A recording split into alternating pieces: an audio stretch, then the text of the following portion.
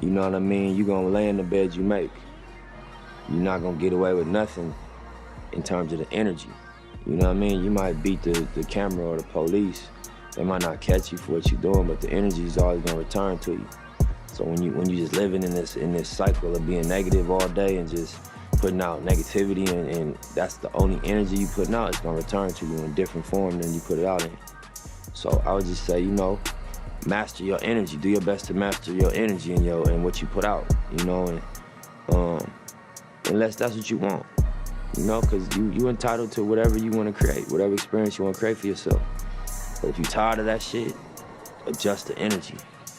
You know what I mean? As best you can, adjust what you wake up thinking and what you say, and then lastly what you do.